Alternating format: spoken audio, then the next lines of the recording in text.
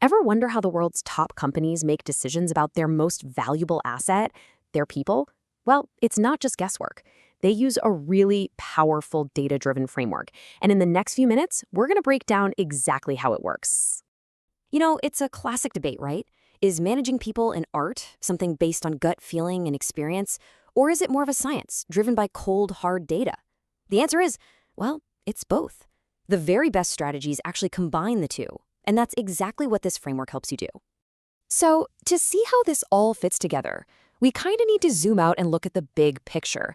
I want you to think of your organization not as some rigid machine, but more like a living, breathing ecosystem. And it all starts with one critical element. People, everything begins with what we call human inputs. And this is so much more than just a head count. It's the raw talent, the unique skills, and that collaborative energy that every single person brings to the table. This is the amazing potential you're starting with. But all that potential needs to be focused, right? That's the job of what we call the HR engine. And no, this isn't just about paperwork. It's the entire system, the training, the compensation, the talent management that shapes and guides those human inputs, turning all that potential into real performance. And the results of a really well-run engine? You get tangible business outputs. We're talking about the bottom line results that prove the whole system is working.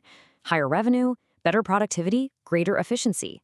It's that clear, measurable link between your people's strategy and your business's success. Okay, so that's the high-level flow. But how does that HR engine actually work day to day? Let's pop the hood and take a look at its three core components.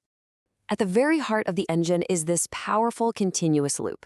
First, you collect data from everywhere: performance reviews, surveys, payroll, you name it.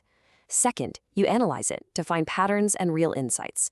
And third, you use those insights to solve problems and improve performance. Collect, analyze, solve. It's this constant cycle of getting better and better. But listen, that entire loop relies on one absolutely critical foundation: good data. Data management and integration. I know, it's the unglamorous part, but it's the essential work of cleaning and organizing your data. Because without reliable data, your analysis is basically built on sand, and any insights you think you have will be flawed. So once you have that solid foundation of clean data, you can start asking some really interesting questions. But here's the thing, the quality of your questions determines the value of your answers. This is what the analytics staircase is all about, moving from simple reporting to true strategic intelligence. It all starts at the bottom with descriptive analytics. That just tells you what happened.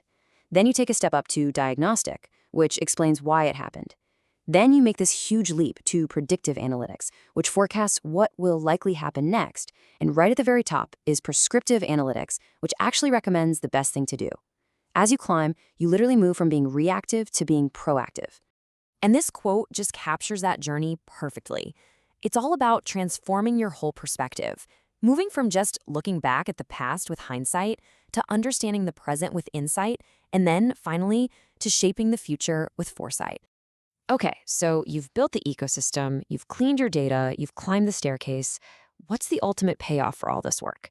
Well, it's a fundamental shift in how the business operates. It's a true data-driven partnership. See, the whole goal here is to move from math to meaning. The most sophisticated analysis in the world is totally useless if it just stays in a spreadsheet. This final stage is all about translating those insights into clear, actionable strategies so that your decisions are guided by evidence, not just intuition. And when that partnership really works, the results can be transformative. You achieve a higher return on your investment in people. You put talent where it can have the most impact, and you build a much more engaged and productive workforce. It's a win-win-win. This right here is the new paradigm. An evidence-based partnership. HR and leadership are no longer having separate conversations. They're at the same table, using the same data, to draw a straight line from people initiatives to business results. And that is the real game changer. So I'll leave you with this question to think about. Take a look at your own team or your own organization. How would your decisions change? How would your results change if they were driven less by tradition and intuition and more by clear, compelling evidence?